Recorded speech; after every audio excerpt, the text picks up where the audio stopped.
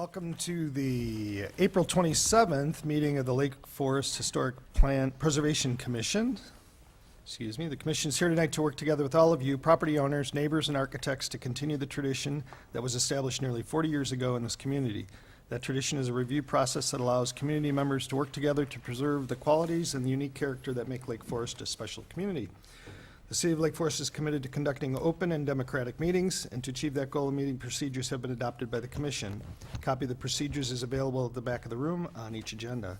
As always, it is the intent of the Commission to help manage the development and growth of the City of Lake Forest with a keen sense of preserving the historic structures and open space in the city for all its present and future residents. Our goal is to move each petition before us tonight through the review process as quickly as possible while balancing the interests of the petitioners, neighborhood, property owners, and the larger community. I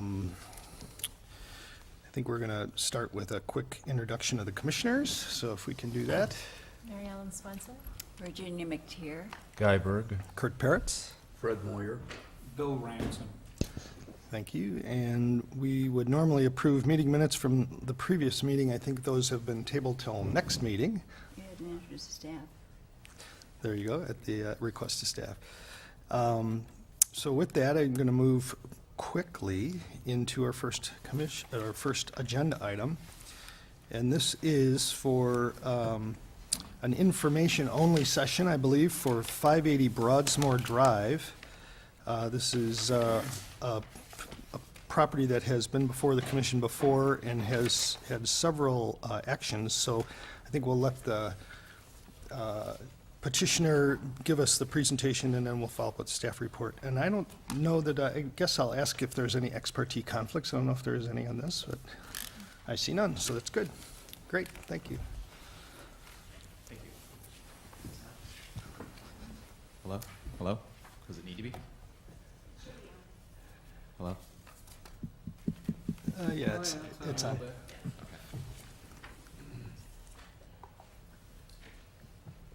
Mr. Chairman, members of the board, my name is Scott Stradiff, and I will be presenting this petition tonight on behalf of the owners, Dr. and Mrs. Ritaka. The primary intent of this initial petition is to request preliminary conceptual approval of a site development concept with the following objectives in mind. Number one, complete restoration to 2 of the existing historic structures located on the property in their existing locations. Number 2, removal of the gardener's cottage. And number 3, conceptual site layout of a new approximately 5,500 square foot residence. Our goal in working with this board is that these will be a series of improvements that will, number 1, respect the historic context of the property, meet the established guidelines for renovations to historic structures, and restore some of the original architectural elements that have been neglected. Number 3, minimize the impact to mature vegetation and natural landscaping. And number 4, adhere to the applicable zoning and building scale ordinances. There are currently 3 historic structures on the subject property, which you see here, which was subdivided in 2006. They are the outbuildings to the James Ward Thorne estate located across the street at 525 Broadsmore, right here. The buildings are identified as the gardener's cottage, the carriage house, and the tool shed. This is a photograph of the gardener's cottage. This is what we're referring to as the carriage house, and this is what we're referring to as the tool shed. Architecturally, they reflect the design ingenuity of a first-rate architectural firm and the design characteristics of the estate house across the street. All 3 of these structures are in need of significant restoration, as outlined in the structural engineering report in your packets.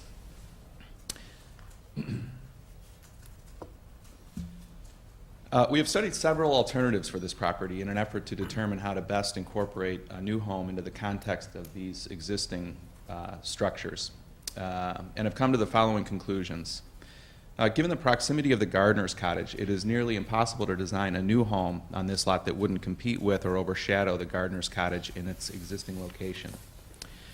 So we looked at moving the gardener's cottage to the location of the existing carriage house, which is not really possible due to the proximity of the existing mature trees in the back of the property.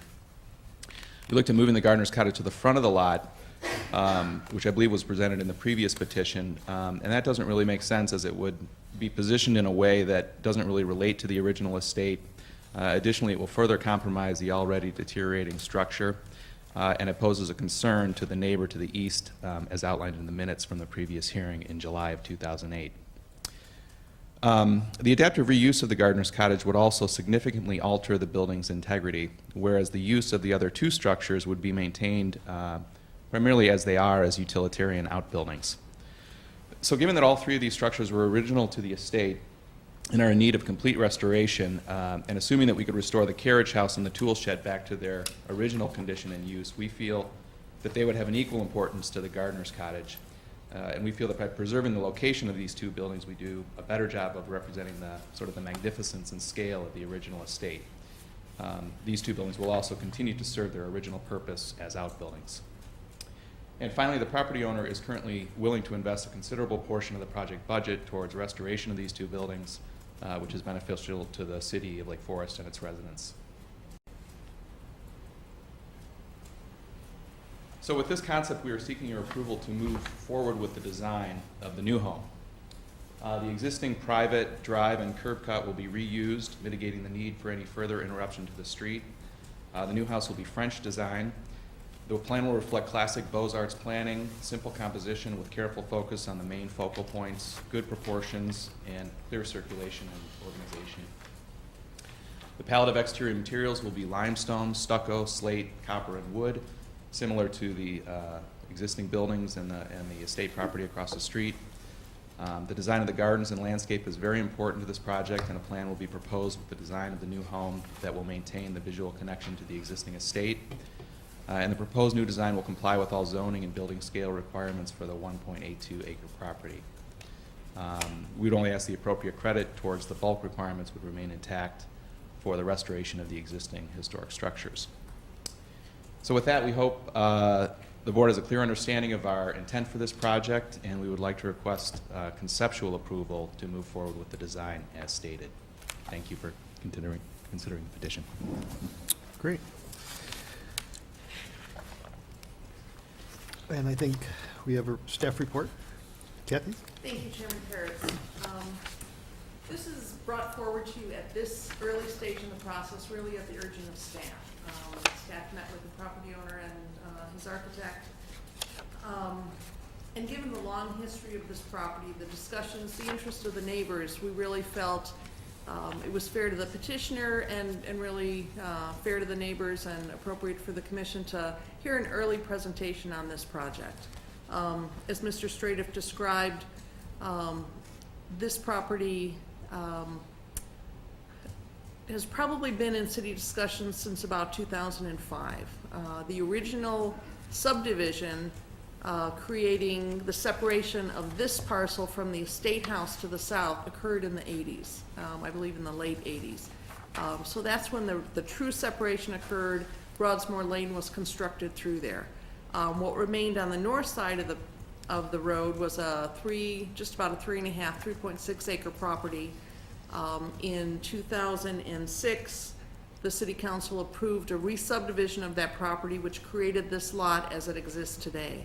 During the Plan Commission's discussion of this lot, initially, when the then property owner, Ms. Walgreens, brought this forward, her intention was to subdivide the property, and she assumed demolition of all of these structures. As the discussions played out before the Plan Commission sent this subdivision to the Historic Preservation Commission, not for action, but for advice that they could use to help make their decision on the subdivision. The Historic Preservation Commission found value and interest in those existing historic buildings. The Plan Commission, as they discussed, the 7 members on the Plan Commission really varied on their thoughts on whether there should be any requirement on preservation of any of those 3 structures. So as the subdivision was approved, there was no requirement for preservation of the gardener's cottage, the carriage house, or the, Tool shed. Pump house. thank you. Well, they changed the name. There was no requirement for preservation of the buildings. The Plan Commission, in their discussions, acknowledged that there already had been a separation of these accessory structures from the main house. The Plan Commission recognized that probably the most important features of redevelopment of this lot was compatibility with the existing neighborhood, respect for the houses that were already in place, respect and preservation of the streetscape, preservation of the existing oak trees, and perhaps some reforestation of the lot. There have been some mature oaks that have been lost on that site. And an end plan that really provided for long-term functionality of the property. As part of the plan commission, or as part of the subdivision, the petitioner, the then property owner, did bring forward a nomination to the Historic Preservation Commission for designation of 2 of the structures on the property. And the first plan brought forward by today's petitioner preserved those two structures, relocating the gardener's cottage to the east side of the lot, and really attempting to create a plan that would preserve the 2 designated structures and really allow the rest of the site to function. That plan was heard by the Historic Preservation Commission. There was comment, there was discussion and direction. There were comments from the neighbors. It's been a few years since that plan was last before the Historic Preservation Commission. And as the owner has looked at that and really looked at the best way to recreate this property and the best way to do it in a manner that respects the neighborhood, they've come up with an alternate plan. And before they spend time and money into detailing that plan, we really felt it was appropriate to come to the Historic Preservation Commission, not for approval, not for any vote tonight. We realize we don't have a complete packet before you, but really for direction on whether you as a commission are willing to consider an alternative plan for this property that may require that one of the structures that's designated, the gardener's cottage, to be approved for demolition. Again, we realize that would hinge on you receiving a complete submittal, which would include grading plans, tree survey, tree removal plans, landscape plans, detailed plans for the house, information on materials, elevations, all the information you would normally receive. But what we're really looking for tonight is direction from you on whether this new concept is even feasible, or whether you feel strongly that the 2 historic structures that were originally designated for preservation must be preserved on this property, or whether there's any flexibility. Okay. So again, no action, but certainly looking for questions, comments, and public input.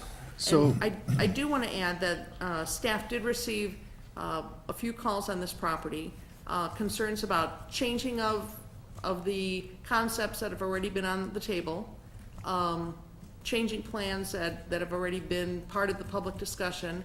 And the other major concerns were for tree preservation on the site, concerns that existing trees would be impacted, recognition that some trees have been lost, and then concern about drainage.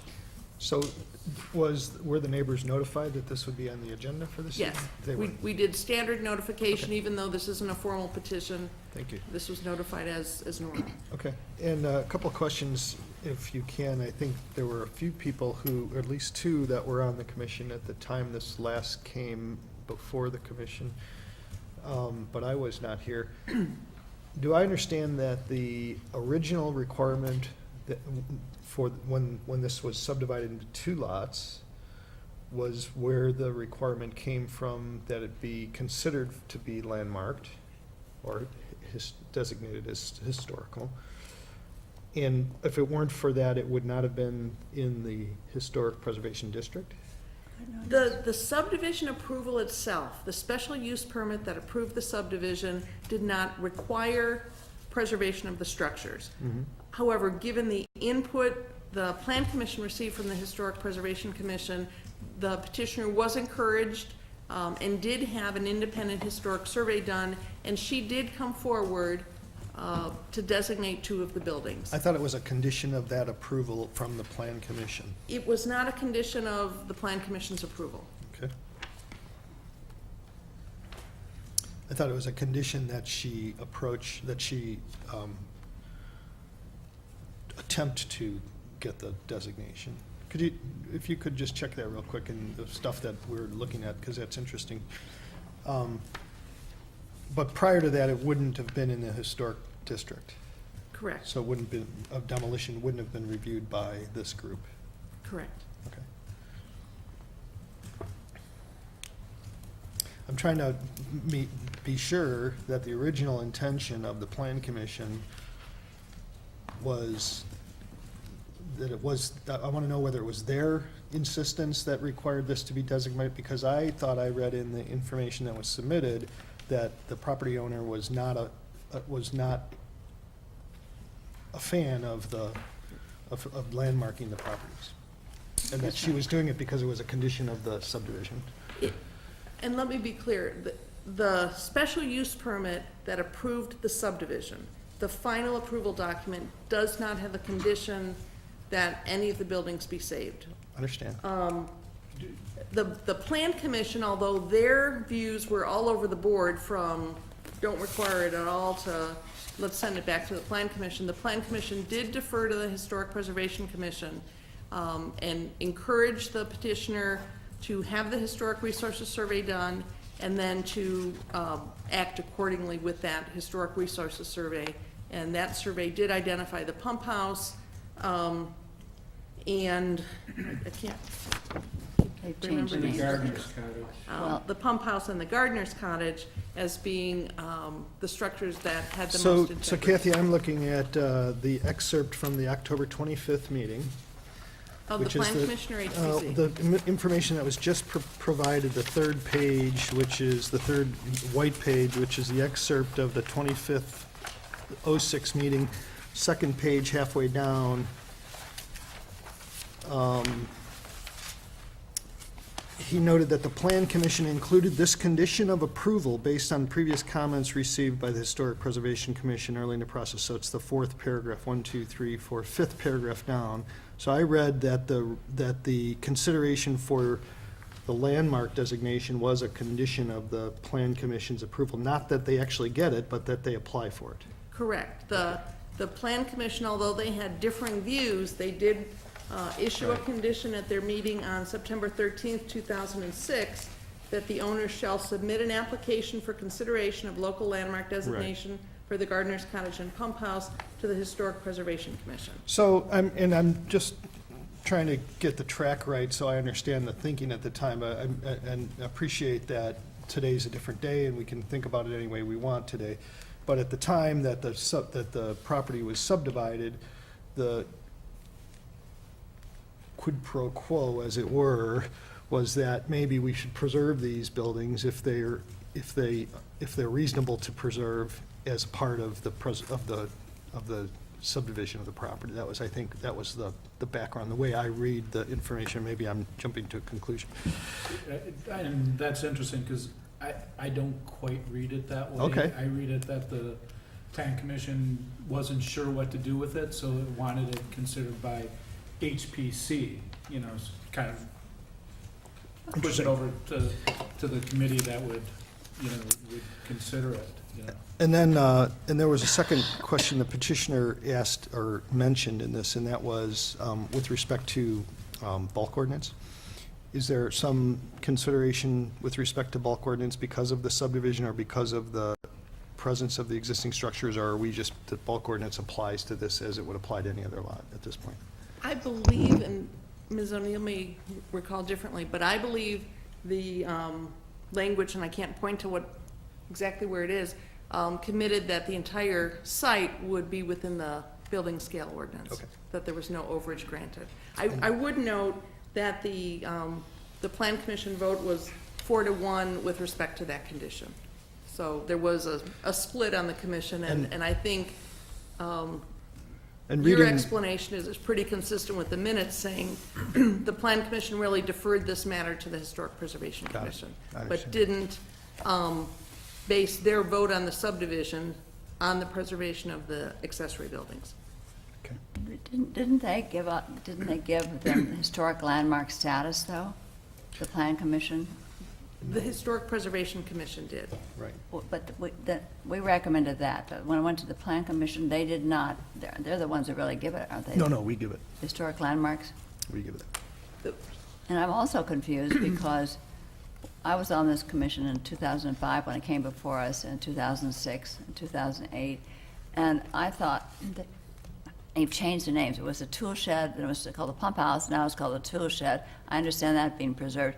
But I thought that what used to be called a garage or stable, now it's changed. What are they actually? I mean, you showed a picture of the gardener's cottage. Maybe you could I- point those out for us real quick. You showed us a picture of the gardener's cottage, but the gardener's cottage, to me, I didn't realize, I thought that was just a house, and that was not one of the ones that was under preservation status. And that's the pump house, that's what I thought. So that's the gardener's cottage, and these names have if you research throughout history, that they've kind of changed throughout, originally it was the pump house, and then at one point it changed to, if you look at some of the older. It was the materials, tool shed, the pump house, now you're calling it the tool shed. Yeah. But this is a gardener's cottage. And this So did this get is the gardener's designated. cottage. This is where the gardener lived to the Thorne estate. And that's what you're calling the carriage house now? And then this is the carriage house. All right. Or the garage. Okay. And this is either the pump house or the tool Okay. house, depending on. The garage, you're not calling the carriage house? I was calling that the carriage house. And so we're just clear, Kathy, the garage or the carriage house and the gardener's cottage are the two buildings that have been designated. A tool shed. Cottage and the pump house or tool shed. Right. So And this not- one has been approved for So demolition. not this one. So Well, actually, it we're hasn't been asking approved to for swap demolition, the- it's just been not designated as a landmark. Correct. What about the cottage behind that? And then the cottage behind that is what they That refer is- to as the stables, but it's not on this property. That's on the adjacent property.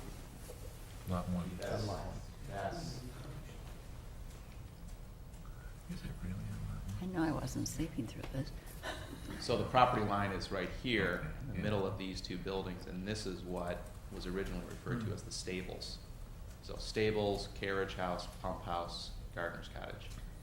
And these are the three structures that are on Dr. Ritaka's property. So, just recap for me, the one of the properties that was designated is on the other lot. The other one that was designated is the one that you actually would like to take down. No, they're both, the two historic designated are on this lot. The Yeah. pump house and the gardener's cottage, that one's the pump house and that one's the gardener's cottage. I'm sorry, thank you. These two Those are two are- designated, I see. Designated. So you'd like to save the and one? so we're asking to save these two. Got it, I understand, thank you.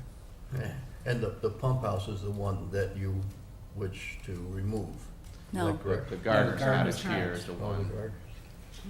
Oh. It'd be too Because- close to the house. Now, this is sort of the general area that's left to design a house. And you described the style of the house that you'd propose to build, not that I want to jump quite to that, but Fringe. is that sympathetic to the architecture of the two that you would preserve? And in what way would it be sympathetic? Could you just like maybe pull up one or more of those and tell us about that? I mean, is it, Well, I think it would be sympathetic to, or it would be compatible with these two structures as well as the property across the street, which is French design as well. I mean, everything sort of has that French, neoclassical design, and I think will probably work, in that direction. so this that is language. more of the range of solution that you're thinking than, I mean, there, I to think me. it's scaled down. Understand. And also, I think the original petition that was presented was maybe a 7,000 or 8,000 square foot house. Our intent in the new house is to really kind of dial that down a little bit and present more like a 5,500 square foot house. So it's not gonna be- That was the house in 2008-ish that you're referring to? This Yes, is the way they have it Okay, now. were you involved with that petition? I was not. Okay. I don't remember that one. I think I was attending that night, but. It was How- pushed, it was much closer to the street up here, sort of designed up here with the gardener's cottage relocated to this part of the property. If I jump in? Please, yeah, yeah. Is the 5,500 square foot target size, is that based on what's left after you do your bulk calcs, taking out the other buildings on the property? Is that, Well, I had actually read something in the original landmark designation that they had approved the appropriate credit to the bulk ordinance towards restoration of the gardener's cottage and the tool shed. If that's incorrect, then we'll certainly work within the, I think the discussion that I read, and I wasn't here, but I read the materials that the staff gave us, is that at the time the original subdivision was submitted, it was proposed for 3 lots. One of the lots would have been smaller than allowed, and so they ended up with 2 lots, but the petitioner was discussing at the meeting the potential for whether or not an accommodation could be made in the bulk ordinance because of the, leaving the existing buildings on that lot. So in other words, maybe perhaps as an accommodation to preserving some of the existing buildings, but I don't think there was ever a ruling, I don't think there was ever a formal request for that, and it's something that it would have to be considered when you see the house that's presented. So there was nothing more than a discussion, certainly wasn't a part of the approval, at least as we were shown in the materials.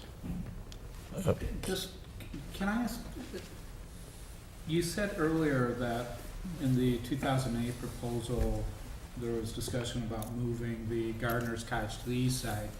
You also said in your petition, or your presentation of your petition, that you looked at raising the I guess the carriage house and moving the gardener's cottage to that site, but because of loss of trees, that was rejected. Is am I summarizing that correct? that's correct. Could you talk about that a little bit more? Because I think moving my initial reaction is if the gardener's cottage is designated as a historic structure, we'd want to do what we can to preserve it if we could. So could you talk a little bit more about why those 2 options were not feasible? How many trees are we talking about losing? Why can't it be sited on the east side? We did look at that. In fact, Kathy and Megan actually met us out at the property, and because that was one of our ideas, but it's really, it's a really heavily wooded lot in the back of the property, and if you go out and stand there, to get this structure through all of this is virtually impossible. I think all of us agreed with that. So. Yeah, I was out on the lot and I noticed that it was heavily wooded on the west side rather than the east side. But, are we talking 100 trees? Are we talking 10 trees? Are we talking? I don't know if I got kind of pictures here, there's sort of, here you can kind of see the, Well, that's the pump house and that's a little further.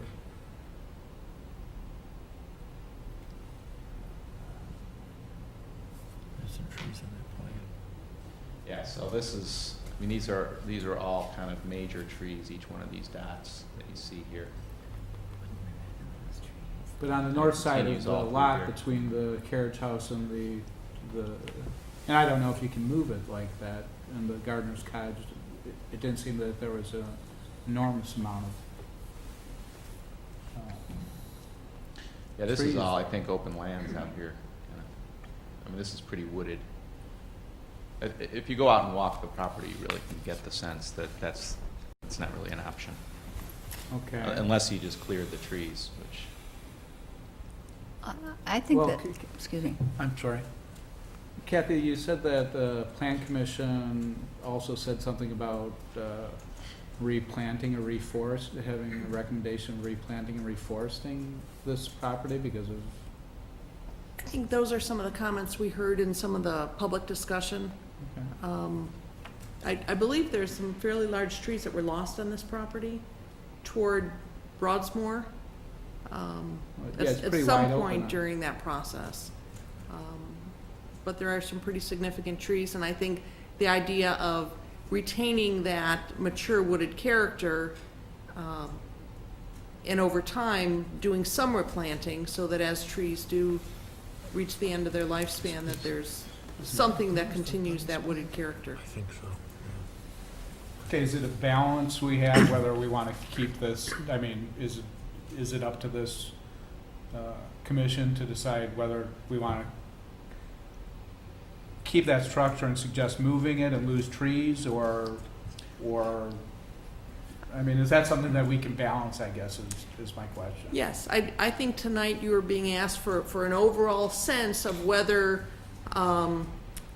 the designation as it exists should be something that's respected in whatever plan comes forward, or whether you're interested in seeing a final plan and might consider some flexibility. But yes, as you would with anything, balancing compatibility with the neighborhood, appropriate locations of open space, trees, streetscape, respecting setbacks. One of the issues we have is that currently that cottage, the gardener's cottage, is located within the setback. If you do simply shift it to the west, it might be difficult to justify keeping it within that setback, so you might have to pull it forward on the lot to respect that 50-foot setback. So there's definitely a Right. lot of issues with this property. Yeah, and as far as the original plan, the 2008 plan on moving it to the east side, why is that no longer part of your plan? Well, I think, I mean, if you read the historic preservation report that Susan Benjamin prepared, Yeah. she talks a lot about the visual connection of the gardener's cottage in its, and that's really the primary reason that she recommends that building be preserved rather than the other two. It's not that that's such a nicer building than the other two, it's just that she talks about it being the most connected to the original state across the street. And I don't recall if that recommendation was made prior to all the work that was done on this house, because I think, you know, since this addition has been put on this house and all the screening that they put on, much of that visual connection has been lost. So, you know, But moving it to the east side, wouldn't the visual connection be stronger? I mean, Wouldn't you're be moving losing it more the structure. closer to the original building, correct? So Yeah. wouldn't you strengthen that connection if you moved it to that side? And that side's more open, there's certainly not many trees over in that area. And yeah. I don't know, in 2008, maybe that was the original thought. I I'm think just there wondering was- where it was lost. Yeah, I think there was also some big objections that some of the neighbors, I mean, if you read the minutes, they talk about drainage being a concern and the location of Yeah. that building up there being a concern. But we're really just going back to kind of the logic behind the reuse of these buildings and trying to preserve them the way they were originally used, which there's logic to these two buildings being reused with an additional house here. So I guess that's our point of view. And the use issue was something that was considered by the Plan Commission. I think that was where some of the Plan Commissioners struggled, recognizing that the gardener's cottage is more of a house, a small house, but because this property is zoned for single-family use, it could never be rented out. You cannot rent a separate single-family unit on a single-family property.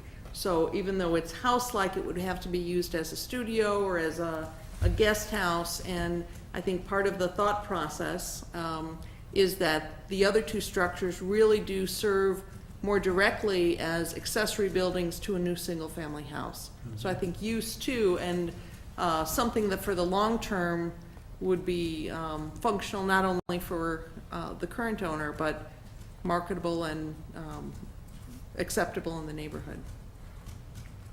Do we have any interior shots of the gardener's cottage?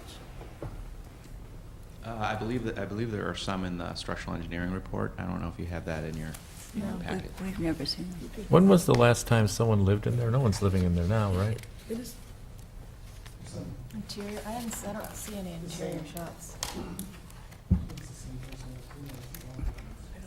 There is somebody in the gardener's patio. There is? Yeah.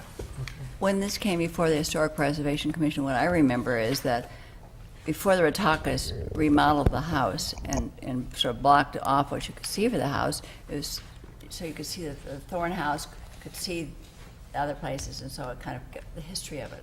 But now you really can't, it loses it by what the Ratakas have done to the house, which is beautiful, but there isn't a great relationship to it. But I think it's wonderful they want to do something to fix it up. It's hard.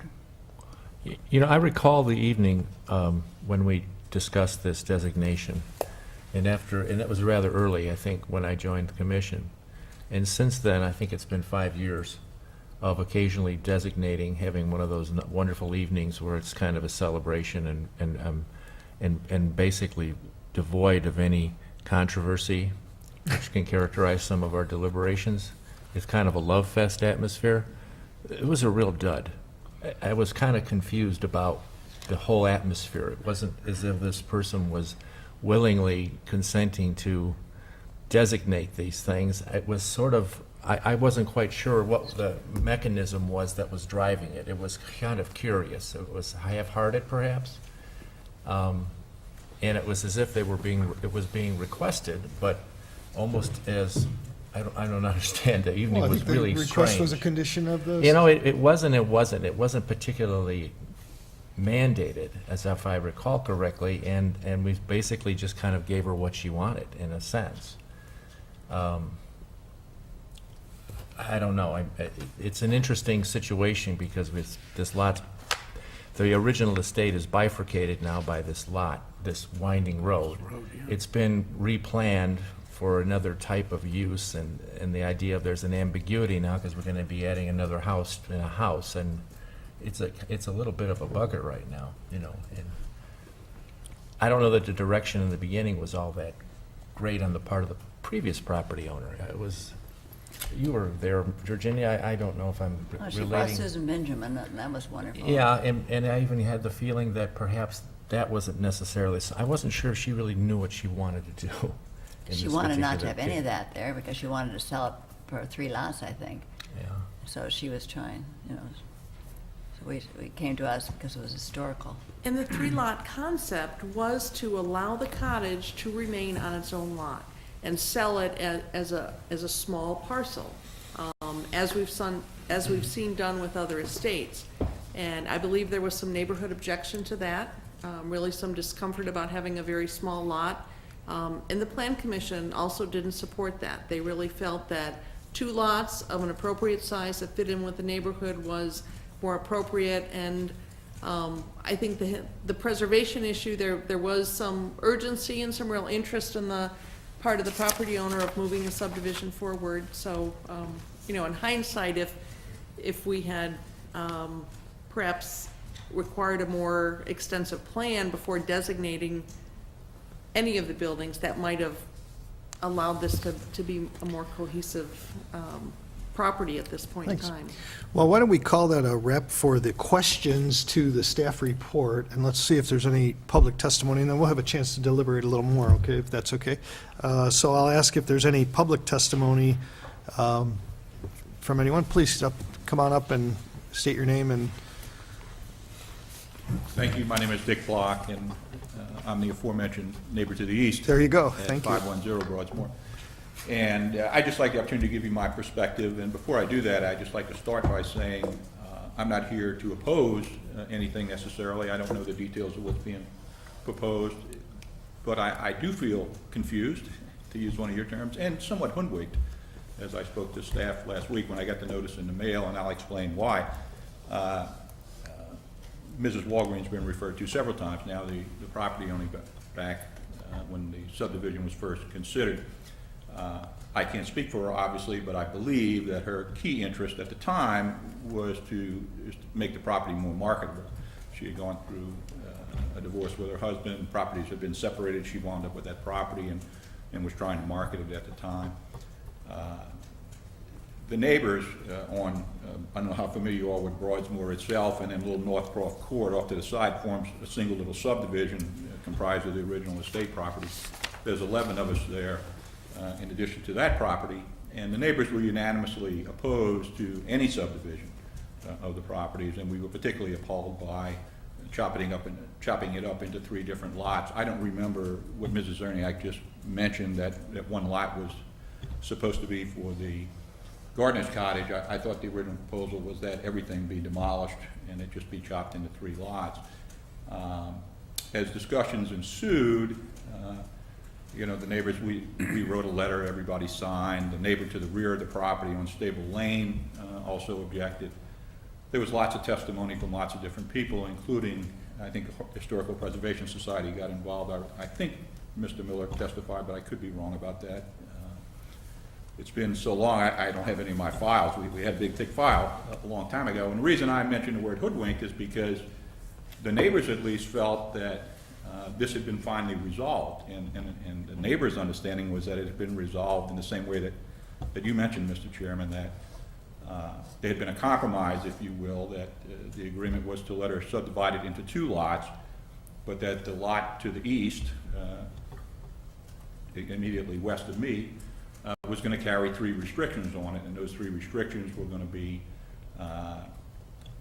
those 2 properties, the Gardeners Cottage and what was referred to then as the pump house, would have to be preserved, that the architecture of whatever was built there would have to be sympathetic, to use your word. I don't remember that exact word at the time, but it's a good word. Use that a lot. Would have to be sympathetic to those structures remaining, as well as the estate house across the street, whose plans at that time for renovation had already been approved. And I think, I can't speak for my neighbor, Mr. Alexos, but he went through, I think, great pains to maintain the original, architectural integrity there. He rebuilt the south wing on the house, which had been torn down, I think, in the 50s, et cetera, et cetera, et cetera. And so he had an interest in making sure that, whatever happened there, kept the connection between the various properties.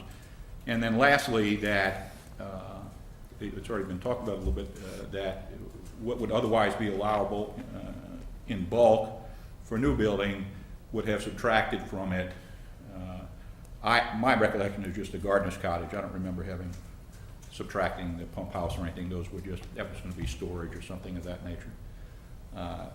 So we thought, the neighbors thought, that the issue had been, put to bed, finally resolved. I can't say everybody was jumping up and down for joy at the resolution on the one hand. On the other hand, the feeling was, I think, at least from our perspective, that it met everybody's needs.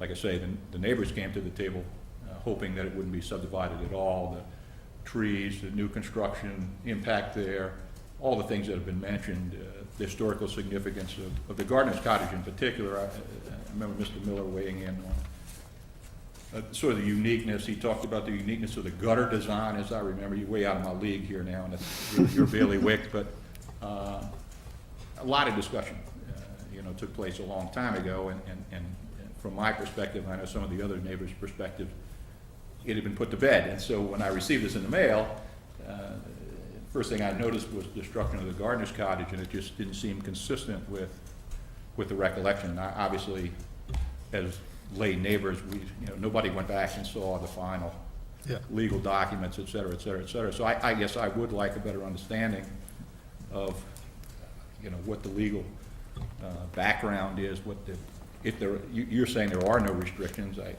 I guess I have to take your word for that there aren't any. And then I'm very interested in hearing what the plans are going forward, because I don't mean to stand here and say I'm necessarily against what might be proposed. There was lots of discussion back then about the structural integrity of the building and what it might mean to move it, and might it suffer severe damage or collapse under that process, et cetera, et cetera, et cetera. So I'm just surprised we're here all over again discussing the same issue. So thank you. Thank you. Thank you. Thank you. How about any other public testimony? And I see no one else. And Kathy, I'll ask you just a quick question. I think in terms of the restrictions, we do have restrictions because we have 2 designated buildings. So that requires anything that happens on this lot be reviewed by us. So that implies a sympathetic design, but doesn't necessarily mean you get one. But those are the kinds of things that we consider. So there is a requirement for this lot to come before this body for it to be developed. So that's probably the biggest restriction, I would guess. In terms of the bulk, we don't see any on the record change of what would normally be enforced. So they have the normal bulk ordinance. So they did in fact not get a benefit. However, they can always ask for that as they are, it looks like, or would be in this case. So, Just a couple other clarifications. Mr. Block is correct. When this subdivision first came forward, it was just 3 lots. So Yep. assumed everything was gone. I think as the discussion about the value of preserving some of the structures and how to do that in a way that would work for the long term, that's when one of those 3 lots became smaller, and the Plan Commission discussed whether that would be appropriate, and the Plan Commission didn't support 3 lots. So there were various iterations of this that were considered in the interest of finding something that would work for the long term. Yeah. And then, just to be clear, although the subdivision was approved, again, the subdivision itself doesn't have any condition about the historic structures. The plan that came before the Historic Preservation Commission never was brought forward for final commission action. So there never was final action on a final development plan. So in effect, this wasn't resolved. And then finally, the city can't prevent anyone from coming forward and asking for reconsideration of an item. So we're, unfortunately, some things seem to come back to us again and again, so we're never, we can never say things are completely done. Right. So, I mean, deliberate at will, obviously, if you guys want to talk about it. I think that we all have kind of our own impressions of how this process unwound, and I don't mind just kind of throwing a couple of ideas out there for you to chew on. I'm very concerned with, not concerned is the wrong way to put it, I'm very interested in how the approval to subdivide the property unwound, and why, because this is not the last subdivision of a piece of property in Lake Forest that we'll see. And so I'm always curious to understand what the thinking of, what the logic was that allowed for a subdivision to occur in the beginning. And you know, it's history, so you can always change it. There can be compelling reasons to do something different than what was originally intended, for a lot, and we see them all the time. But I think that it's really hard to give you specific feedback without seeing a specific request. And I understand that's like speaking out of both sides of my mouth. So I can tell you what kinds of things would normally be important for us. In this case, you know, one of the things that was kind of considered at one time is how do you preserve all four of these buildings together? Is there a way to do that? Is there any benefit to doing that? And, you know, I think we can read the record and see whether anybody thought there was or not. Susan Benjamin obviously supported, you know, in terms of her research, preservation of two of the buildings and not the other two. There does seem to be this visual connection concept in her report that she was hoping to continue, and she didn't think that the location of the buildings was particularly important on the lot, as long as she could keep the, you know, the rectilinear association of the buildings together and keep the visual cues so that you could see them together from, I think, the estate house. A lot of that's hard to do when you put another house in the middle of it. I think a solution that allowed you to preserve the two houses that were originally recommended, it would get a lot easier, a lot less negative comment than taking down one that's now been studied and been found to be historically important and been approved to, you know, to be landmarked. So you have a pretty high bar, I think. And I think that what we call sympathetic to those historic structures may not be exactly what you would consider sympathetic. We think sympathetic means that it's almost seamless. and that it could have happened all at the same time, you know, except for maybe technology, you know. The uses change. We know that there's modern kitchens and all that kind of thing. So when you come to us and you say, well, we propose to put this house in and it's sympathetic to this gardener shed, well, again, I saw a picture of the house across the street that didn't look sympathetic to the gardener shed to me, even though both are described as French. So those are just some thoughts. You know, I don't know, Guy, if you've got. Everything you're saying is resonating with me. It's difficult, and the fact that nothing's been resolved yet just confirms that the site isn't necessarily conducive to a quick fix. It's going to take maybe some additional creative thought. Scott's a talented designer, and I'm happy to see that he's going to be applying some more effort to the project. I'm always a little concerned when I see a footprint for a building and no elevations, because I think you really design that way, because in order to put the footprint down, you usually have some idea of concept of mass and scale and so forth. So I actually don't know when I see that plan. I mean, are you married to that footprint, or is that a diagram that is kind of go in every way so that it can be manipulated to be somewhat less or more. So I don't know. My only concern about the petition is that how culpable are we then to, in the future, have to make a decision, you know, because we told you to come back. And I just wonder, sometimes maybe that's not fair to assume.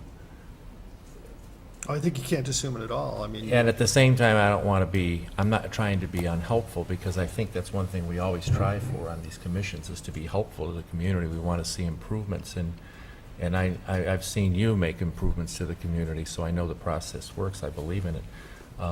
I guess for myself, I'm interested in seeing some more creative input. It's a difficult spot, but perhaps, you know, there's some development that would be interesting to review.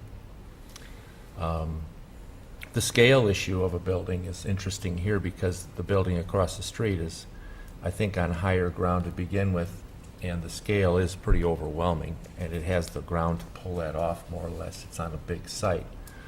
The surrounding houses that characterize that development are interesting in scale, because they tend to be somewhat large, I would say, if the guys agree with me or not. But if you look at the other buildings that are newer,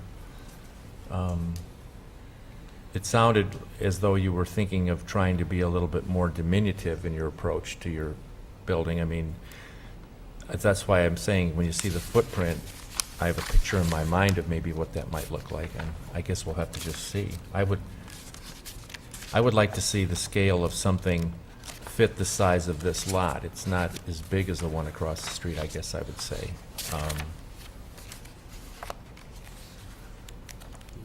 And it's kind of funny, too, because you don't want to trivialize the whole ensemble by trying to make it imitate something either, because that might just be kind of trite. So it's a little difficult. Should be a fun exercise if you decide to embark on it, you know.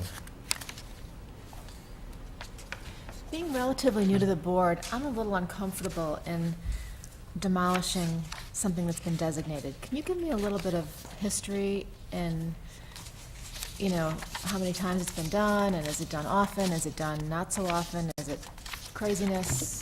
You know, what goes on there? You occasionally see properties within historic districts or properties that have been locally designated with requests for demolitions. It doesn't happen often. You do occasionally see them. I think this is unusual in that it was a recent designation. But I think as you've talked about, the designation seemed to almost come as a de facto part of the subdivision, and maybe a way to move the subdivision forward. And I think, you know, it's never inappropriate to take a step back, try and understand what the thought process was. As we read through the Plan Commission minutes, it was interesting to go back and remember that the discussion was more about not wanting to see 3 lots, and finding a way to do 2, and finding some balance. So it is unusual to see a request for demolition, but I think here you had 4 accessory buildings. And again, I think as you look at this property, it is a developable property. A subdivision has been approved. It can be developed with a new house. And I think it is part of the responsibility of this board and the Plan Commission and any other board to look at how a property can function and appropriately serve the needs of today. And so I think this is, as I think Commissioner Berg said, this is a difficult property. And I think that's why when it came back to us, we felt that before giving any direction that it was appropriate to have a public discussion, because there are a lot of factors here. It's an unusual lot. I think if I were the neighbor, well, as I recall, it was a fait accompli that it was those 2 buildings were going to be kept, but they never had to be brought up to, or did they have to be brought up to and restored to building code? Was that part of the? Well, certainly as part of seeing this lot redevelop, there's an opportunity to understand what improvements are gonna be made to these buildings and how they're gonna be used, and if, our experience is if buildings serve a function on a property, they're more likely to be maintained and improved and enhanced than if they're just something that's being saved and no one really uses it from day to day. So as part of any redevelopment of the lot, we would expect the commission to put some conditions on requiring some improvements to whatever existing structures are restored. Thank you. William? Sure, Fred. Yeah, I'm also not comfortable with the general notion of demolishing a structure that has been designated. Obviously, if there's compelling circumstances that support doing so, that puts it on a different category.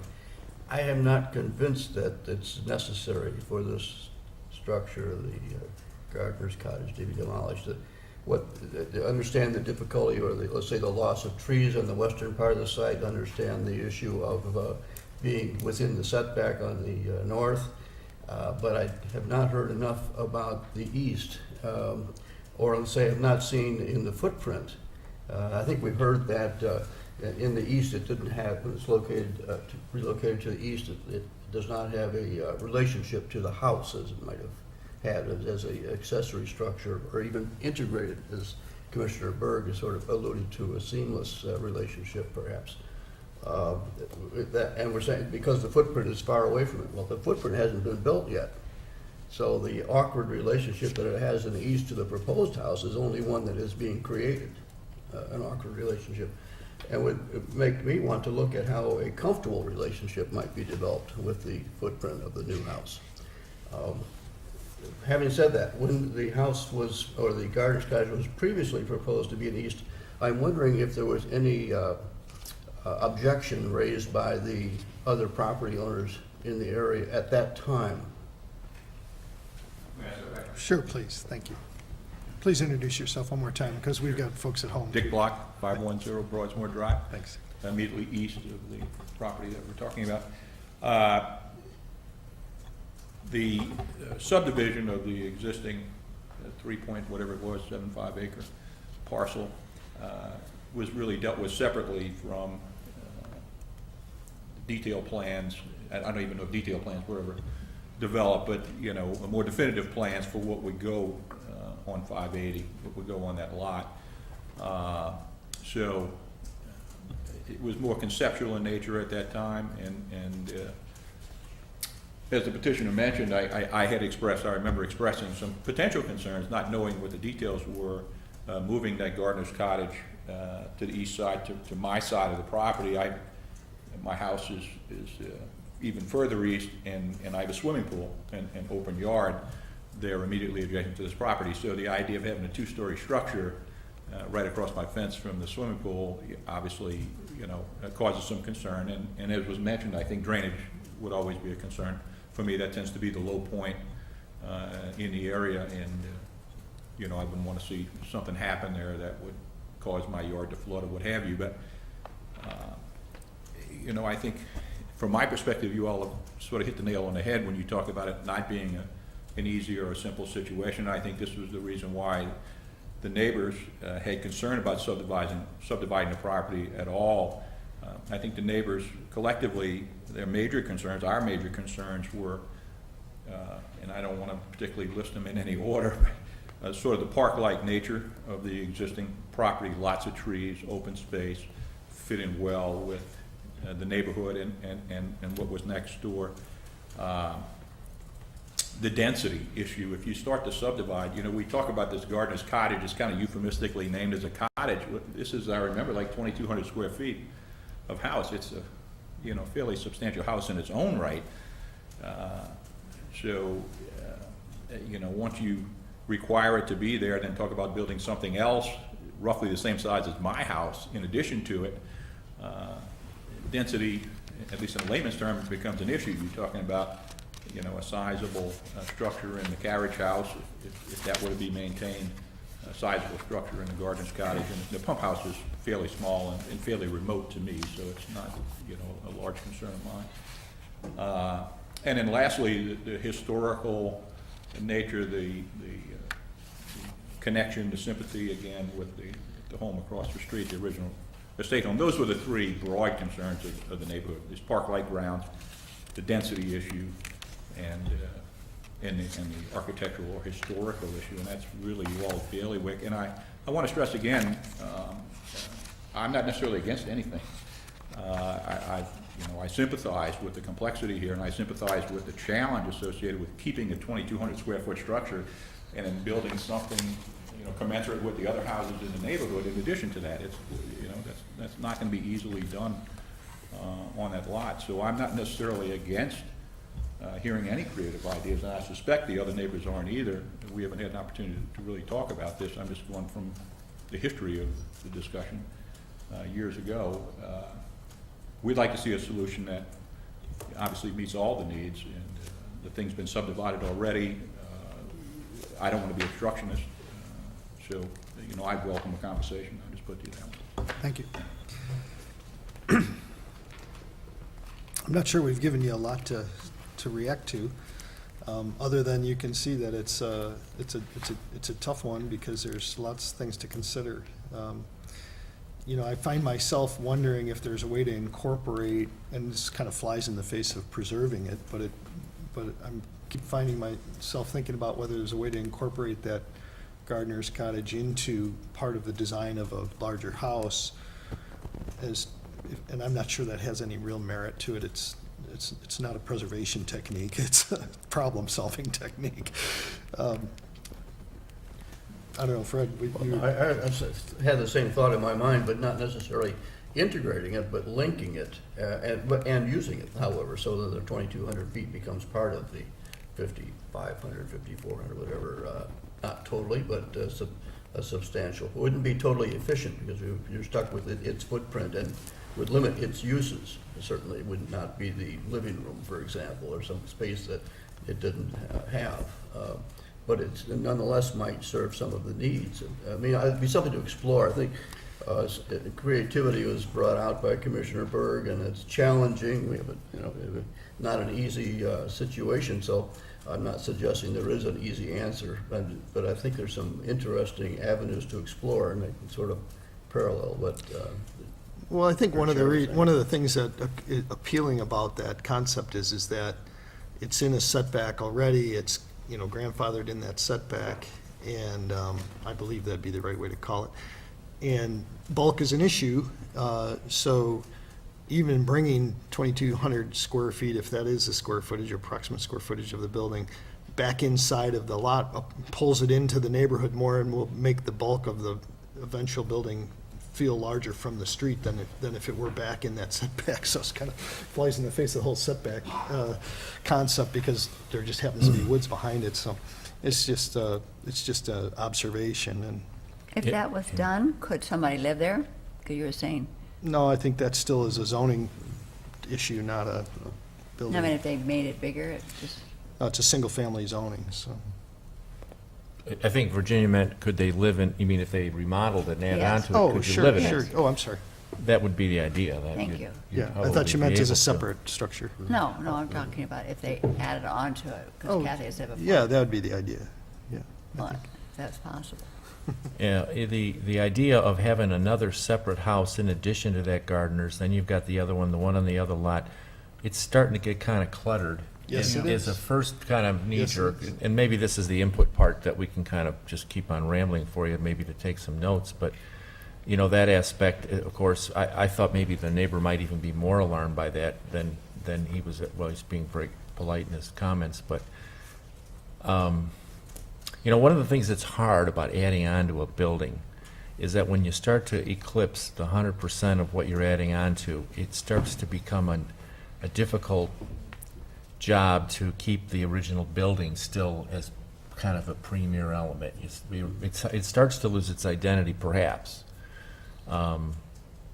It would be interesting to see it not. I don't know if it's easy to do. You might have a good chance of pulling it off. I don't know, but That was actually our thought. I mean, that was our first thought was let's add on to the gardener's cottage and create it as the wing of it. But then it's no longer the gardener's cottage. It becomes the wing of a larger manor home, and the gardener's cottage disappears. And so, what's the goal. I mean, is Well, the goal just point to of it keep the would have bricks and to- the sticks yeah. and the- Yeah, the point of it would have to be that there's some advantage besides the fact that you're just saving some of the gardener's cottage. And I think Kurt's thought is that if you could marry it to a building that's over the setback, it's almost as if you're buying a bigger lot, because then you would have been restricted. You know, you could extrapolate that extra 30 or 40 feet as if it was imaginary behind your property. I don't think there's a house right behind that either. There's some openness, right? So you kind of borrow that feeling of space by using this. That would be a really key issue, and then you throw in, and I'm saving a historic building, kind of an approach. And maybe that's not attractive to you guys, but it isn't. It would be that's what you'd have to add up to maybe making that idea work. That there's some logistical advantage to it. Well, and I think, you know, the question is what is the sequence of logic that gets us to the solution that you're proposing? You know, both from a standpoint of how does it respond to the original idea of keeping these accessory buildings kind of in the picture as they related to the, you know, to the primary house? Is there still a reason to do that? And if there is, you know, maybe incorporating it into another structure that also has the same kind of architectural nods to that, you know, the original house is valid. I don't know if it is or not until you show us if it could be, you know, but I think, all I would say is that as you're kind of contemplating solutions for this, you need to, you know, the onus is on you to tell us, this is why we're doing what we're doing, this is why there's a compelling reason to do it this way, this is why we think it should either stay or go.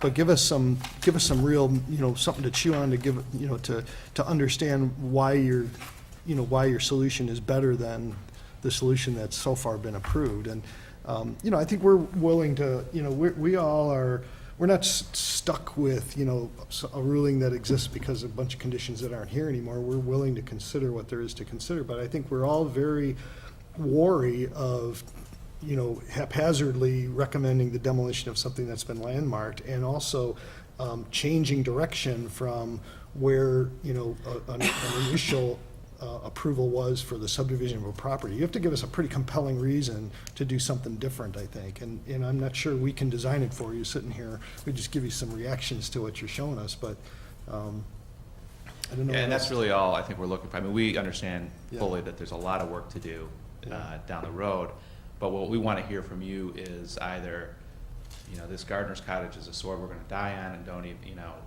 under any circumstances, this has to be preserved, or after we explore all the alternatives, if the best solution includes eliminating the gardener's cottage, then we're open to that. And that's really all we Yeah. want to hear. I mean, I think that we're willing to hear the case. I will say that I would seriously rely on the staff's intuition, because they've seen more than one chairman and more than one, you know, commissioner through their experience. And so you know, I would make sure that your direction is pretty firm and that you understand conceptually where you're going before you specifically start designing, and that because, you know, when we get to a tight jam, we like to look over there and see if they've got some background for us, or some historic references for us, or some, you know, staff input that sets us in the right direction on technical things and on precedents and things like that. So I would work with them when you can, if you're gonna keep pursuing this. And I would say, don't underestimate the ability for us to change our mind. We're gonna have new commissioners. This is Commissioner McTier's last meeting, actually. And so, you know, I'm conscious of what Guy was talking about, in that he doesn't want to over-encourage you, because we're not approving anything, we're just giving you some feedback here, so. Could you put up the picture of the gardener's cottage for us to look at while we talk a little bit more here, just to? That's nothing. Included in our notes, it states that the original elevation drawings and floor plans are at the Chicago Historical Society, and that it's pretty much unaltered, and that many of the design features mimic that of the original house. I'm wondering if this isn't the structure to be saved. Well, it is, that's the one, this one's landmarked. But, you know, we've been discussing it. Okay, I think this is the structure to be saved versus, That's what he's asking. Yeah, Yeah. that's my answer. Problem with it being sited where it's at, it makes it difficult to develop the rest of the lot. I understand, you but know, it's, you know. so- But it is something that could have been seen from the house originally, which it can't now because of the Rotakas have gone around the house that way, so you can't see it as much, but that would be the one I'd want to save too. Right, yeah.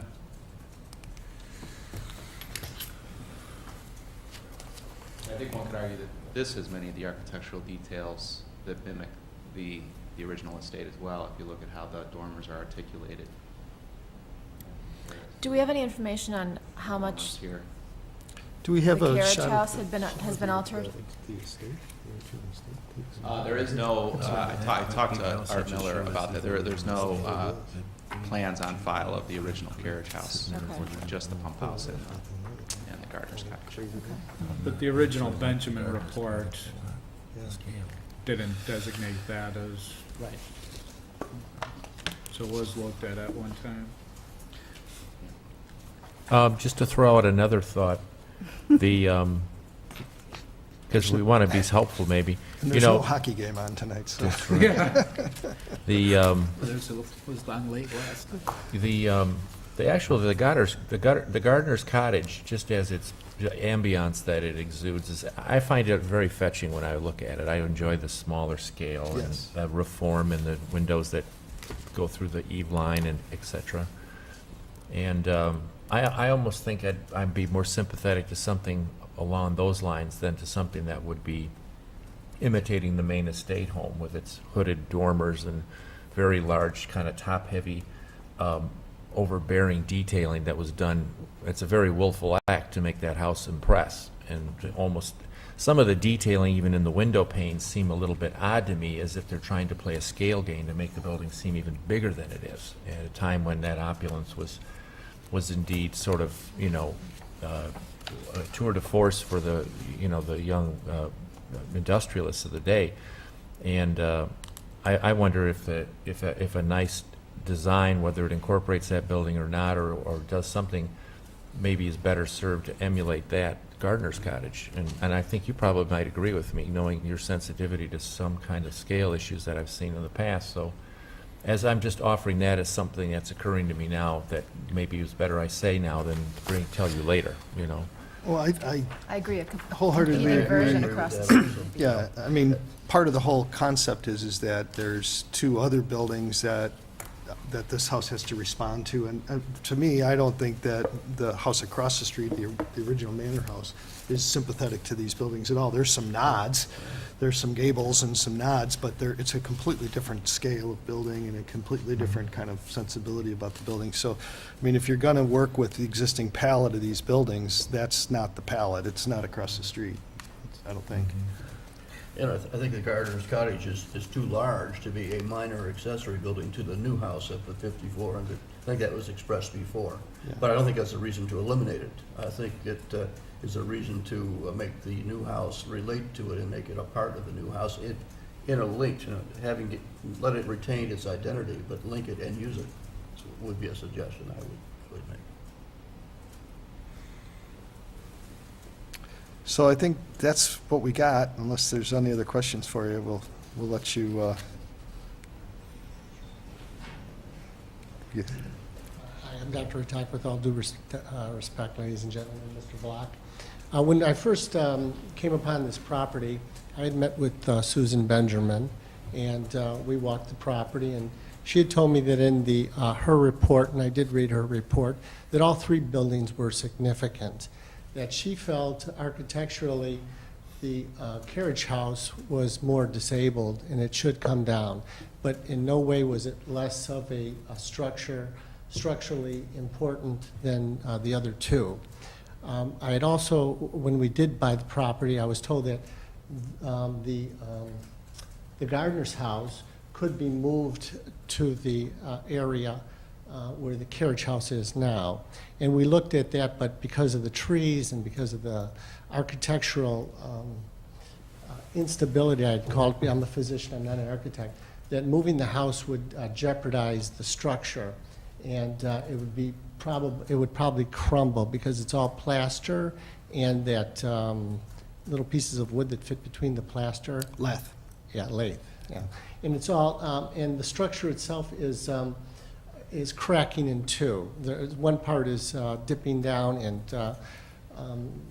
it's quite, you'd have to go in to take a look at it. So, that was an option to move that and put that there. And when I had met with 2 architects, and everybody was trying to move these pieces around the lot, and it was very difficult to do that and try and preserve the integrity with this house, with the one across the street, which now had a large wall that you couldn't see anymore. So this was just like sitting in a lot that was now becoming very difficult to place a house on it. We thought about moving it to the east side, but then we'd have to change its direction. And we were very sensitive to Mr. Block, and so we scratched that idea as well. When I met with Mr. Strata, he felt that since all the structures were significant, that the carriage house, which is quite, I thought, attractive, as well as the tool house, could maintain its relationship to the larger house, and at the same time, we could build another structure that was sympathetic to all 4 structures, even the one across the street. And so it's with this dilemma that I am faced with now, and I hear your thoughts, and they're very well thought of, and architecturally speaking, I'm very impressed with your knowledge. But I think that it all goes back to, this becomes a canard or a very difficult situation to put a house that allows everything to take place. Relationship to the main house, to put a house on the piece of property, to move it or not to move it. And I have faith in your ability to reason as well as Scott's, and I just wanted to express my opinion with all due respect. Thank you very much. Appreciate that. Thank you for your comments. I do think, one last reiteration for everyone, I do think that if you do follow through and continue to pursue a design for this, that bulk will be a significant issue for you, because scale is a significant issue for you. And so I wouldn't encourage you to think too big. But, I mean, I think the ordinance is the ordinance on that, and unless there's a compelling reason to do something different, I just think I'd throw that back out. Otherwise, we hear you, we appreciate how tough this is, and, we, as a body, we encourage folks generally to pursue these dreams. We're not the creators, we're just the folks who get to criticize, so it's easy for us in some ways. But that, I think it is a tough one, so. All right, I think we'll move to the next one with that. Thank you. Next petition is, let's see if I have it, is request for a certificate of appropriateness to allow construction of an addition and alteration to the residence at 100 Pembroke Drive. I'll ask if there's any ex parte conflict by any of the commissioners, and I see none. So we'll give a quick minute for everybody to get set up.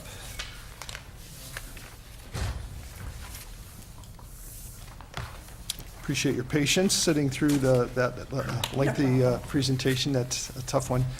Go ahead and introduce yourself and let us know what you have. My name is Jennifer Hens. I'm with Burns & Barrel Architects. I'm here representing, Steve and Jane Thompson, the homeowners at 100 East Pembroke.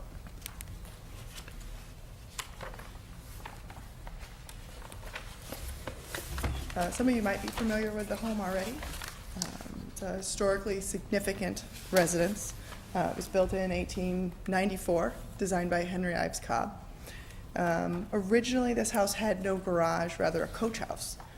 During a subdivision in 1975 or about then, the coach house became a separate residence. It's adjacent property to the northeast. Somewhere in the mid-'80s, a garage, detached garage and breezeway addition were added to this house. Neither of them being that sympathetic to the historic details of the existing home. With the breezeway connection. Currently, you can leave the garage, enter through the breezeway and go directly into the basement, but there is no connection from the garage to the main house, besides going outside into the inclement weather, what have you. So our proposal includes removal of this breezeway with a replacement of a new breezeway, cast iron, glass, covered breezeway with a connection upstairs onto an existing terrace with a covered entry on an east elevation, along with a small pergola that would also be covered. Would give us and maintain a continuous covered path all the way from this detached garage to the main house. For the details, we plan on maintaining existing details coming off of the existing house. For instance, over our door, which was part of a Phase 1 proposal that was presented to the commission back in 2002, we proposed to pull details directly from the front entry. There's a covered front entry element. We've been successful with this during our Phase 1 construction. The general contractor templated and dimensioned all of the intricate cornice details and was able to replicate them both on the addition and a covered porch on the rear of the house. So we feel confident that he can maintain that same skill and create a nice replica and blend in with the character of the existing house. Columns on that covered entry, along with a wood door surround, will give it more elements similar to the existing house. One comment on the staff report was about the brick. We had a successful match for some work in Phase 1, and we still have a significant amount of that brick that wasn't used. So we plan on reusing that brick along with mixing it with the salvage brick that will come off the existing terrace to give us a seamless connection to the brick on the house. All of our door and window openings were changed in our Phase 1 of work, so we plan to make no new openings in the face of the building. We are going to be adding an iron rail. There's one small bit of iron rail on the front elevation of this house, and we've taken that, used that as a inspiration to give us a rail on the raised terrace, which has nothing right now, as well as a gate to provide privacy and safety from the rear yard from the driveway. There's a pool in the rear yard that exists. We want to keep closure of the yard for that. Our original submission in 2002 included all of this work. We made some slight revisions, including a new path into the basement, excuse me, rather than trying to circumvent the hardscape and landscape that's there to get into the basement with a new entry. We actually, with the help of the homeowner, have developed a lift stair that would allow an access into the basement as well as a nice ascension into the terrace into the main house. So those revisions bring us back here today because that first certificate of appropriateness has expired. Okay, thank you. And Elena? Thank you, Chairman Peretz. As Ms. Hentz mentioned, this proposal involves the addition of a covered side porch to the east facade on top, utilizing the terrace that currently exists. And that would face the neighboring lot, and the replacement of the current breezeway connecting the house to the garage, also on the east facade. To provide some history, in 2002, the commission approved a plan which involved both the addition of this covered porch and the replacement of the breezeway, and this current proposal modifies that plan. The proposed plan complies with the city's building scale ordinance. The proposed changes are, all of them fit within the allowance for design elements. For anyone who doesn't know, a design element is an architectural feature such as an open porch, pergolas, bay windows or dormers, and the features in this plan all are categorized as design elements. As part of this plan, the existing breezeway will be demolished. As Ms. Hentz mentioned, the breezeway that exists now is not part of the original structure. It was added in the 1980s along with the garage, and it's not considered historically significant. As such, the standards for demolition of the existing breezeway have been met. In general, the proposed alterations are visually compatible with the existing structure, and staff recommends approval with the 4 conditions listed in the staff report. And I'd be happy to answer any questions you might have. Okay, thank you very much. Okay, it's the opportunity to ask any questions of the petitioner, if anyone has them. I just have a quick question. On the north side of the east elevation, those windows to the furthest north, are they being changed? I'm looking at, and I didn't notice this before, but I'm looking at your drawing of the east elevations and the picture you have attached, and they seem to be different windows. Maybe you could show that picture real quick of the east elevation. The photo of the east elevation may be slightly outdated. We Okay, had so they changed with the 2002? Yes. Okay. Yeah, this is a slightly outdated photograph. Okay. So that shows the previous windows. That's actually a single magnum double hung now in Okay. that space. So Okay, I didn't notice that before, and the dog's not there anymore. unfortunately, the dog is not there. Is there something going on above that window above the dog? There's something on the, shows up on the picture. Yeah, and we had patched all of that work when we did phase 1 So that's gone, construction. there was something coming That's up. gone, Okay. yeah. My other question is, again, without being able to see the completed work, I like the design, but it seems like a lot of stuff is going on right here with the different elements. You know, I'm just wondering about this, you know, the complexity of it, you know, if it can be simplified at all, or, you know, why it's gone in this way. We've simplified it quite a bit from our 2002 submission. Previously, we had a covered porch that wrapped all the way around onto the north elevation, that with a terrace that went with it, stairs that descended into the yard to the north of the breezeway. Pulled that back really for that reason. It seemed like it was a little too much to go on. The elevation as it stands now is very blank. It needs the pediment, I feel like, over the door. The door really gets lost on the elevation, even though we improved the opening from what's there, it still gets a little lost without anything anchoring it. The pediment just seems rather large. I feel like it competes with the front entrance a little bit as sort of an equal-sized entrance.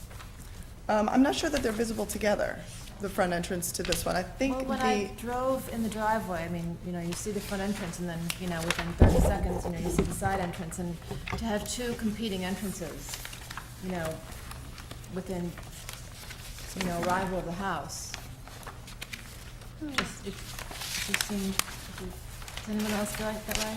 That it, This is the back entrance, it's a side by the entrance. garage. Right, you know, on the right, side. right, it seems rather large to me. You know, that's an interesting comment that you make, because I was wondering, and it's interesting that you talked about the simplicity. And yet, this is a big house, and I went back again, and I thought to myself, I've got to look at this porch that's on the opposite side, the one that's facing west. And I went around the corner, you know, and that's gabled, and I have to say that I thought it was rather attractive, the west one. I thought it, in fact, it looked a lot better on the house than I thought it did on the drawing.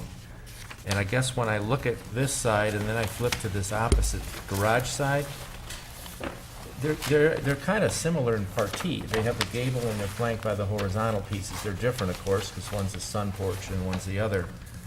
And I don't know, it might be that there's something, you know, those are engaged pilasters and they're very finely detailed. You can't see it in the photograph, but they're fluted, et cetera, and it gives it a real lightness. And I was surprised at how good it looked in real life, you know, and I know you didn't over delineate it because this is just a diagram elevation. Yeah. So I'm wondering, you know, I was thinking that maybe it wouldn't be so much so. And I'm having an interesting time listening to the comments, because they were running through my mind, but then as I looked at the house more, I started seeing other things, and I don't know, I'm gonna continue to listen. It almost looks like a front entrance, but it's not, it's a side entrance, you know, with 4 columns and a very large pediment.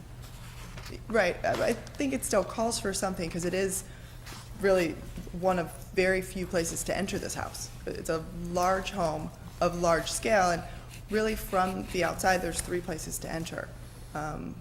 This was tiny before, it was almost non-existent. We increased the actual opening at the door with side lights, with the full intention that a pedimented covering with columns was intended to partner with that. I just feel like it should be subordinate to the front entrance. The front entrance is quite different in I know, its it shape, has the half with the half circle, Right, which was right, right. added. That wasn't original to the house either.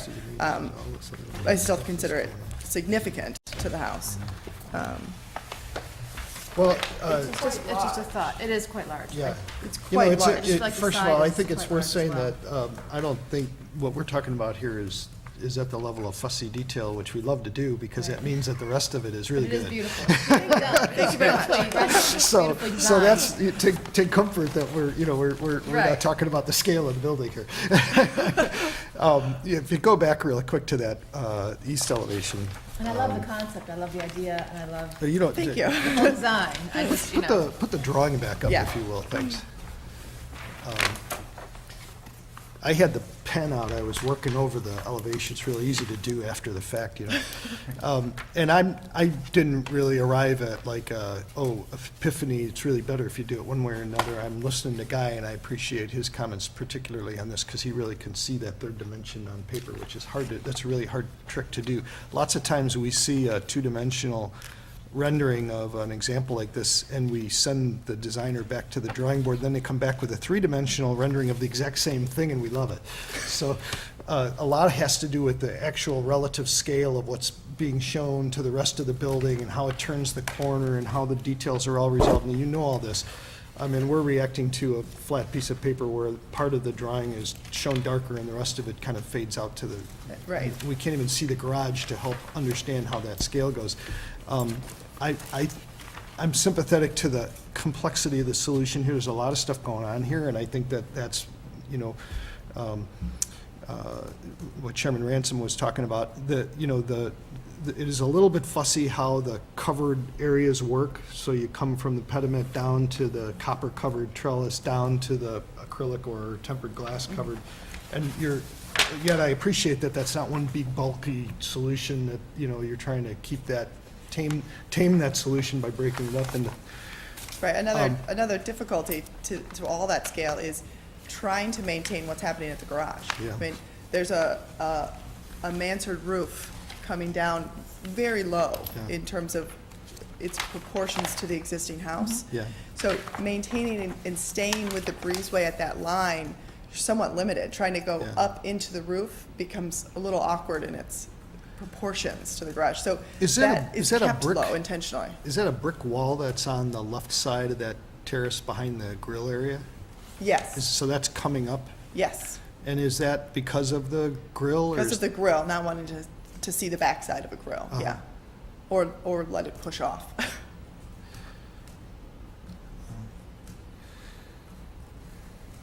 The other thing I think big that's hard wall, to but- see on here is how far forward that, I think your comment about your drive up the driveway and what you see.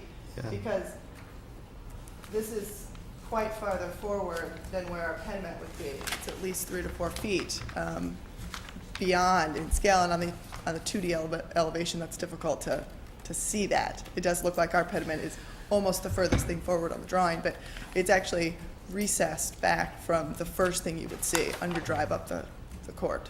And I drove it.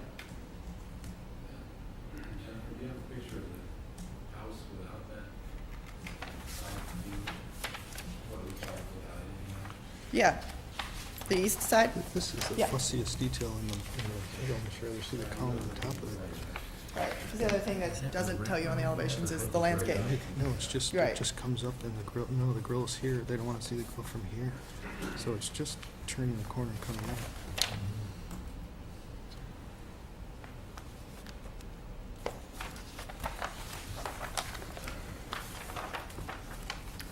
Has Mr. Wad seen this, your proposed work? I'm not sure. Because he's your, It was started, Well, I know, but I didn't know if you might have sent him the information on what you're doing, because it's right next to his house, so close. Well, his house is really back, Well, Yeah. right, back behind the garage. right. I mean, and just, I guess this is the opportunity for public comment, for the record. There's no public other than the petitioner, so we're going to pass on that one. So now we're in deliberations, and I'll just throw out really quickly, from my perspective is that there's some details to wrestle with here. I don't see anything that, if someone said, no, I'm not changing anything, tell me yes or no, I would say no. I'm inclined to approve this. There's a couple details that leave me a little bit uneasy, and I would encourage you to wrestle with a little bit more yourself. And this is just my deliberation, so not everybody else is going to have their opinion. The wall that hides the grill, I applaud hiding the grill. The detailing of how the column meets just behind the wall, it almost leaves me wondering if the column should come down on the wall, or if you should try to resolve that differently, but it seems like a funny detail to have that wall that you see the side of, then the column come down, and then the fence to start to the left of it. It's really a nitpick, but it seems like a fussy detail. And it almost makes me want, the other thing that I'm not entirely pleased with is the absolute symmetry of the trellis on both sides of the pediment, you know? Almost like I'm finding myself wondering if the pediment wants to maybe even be bigger and extend to one side or the other. I don't know, you know, it's really a kind of a designer's choice, you know? But, you know, I think that in general, it'll be a handsome addition to the property. I don't think that I have a real objection to anything other than the level of those kinds of details, and I would encourage you to work on those a little bit if it were me. The acrylic treatment to the top of you might think about that as a different material, because acrylic, it seems really temporary in terms of the tactile kind of quality of the material relative to everything else you're doing. So I'd love to see that as glass, or maybe even a translucent material like you know, we've actually seen some canopies that were done out of translucent Corian, just a different kind of quality than 1/4-inch acrylic plastic, or maybe it's 1/2-inch acrylic plastic, but you know, it's. Yeah, I think probably more like a 3/4 inch kind Yeah. of material is what we were assuming. Okay. Otherwise, it doesn't have that weight Right. that you need it to Yeah. have, even though Anyway, it's it's just, again, I wouldn't say that's a condition of an approval or anything like that. That's just my take on it. I mean, how about you guys? Do you?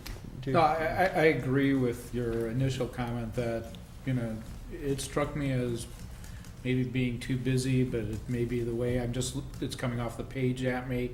But there's nothing in there that would prevent me from, you know, nothing that stands out, no specific suggestion I have to make, you know, just, you know, just encourage your thoughts on that, but there's nothing on there that would prevent me from approving the petition as it's presented, so that's my thoughts on it, or where I'm at as far as the petition. Same, I feel the same.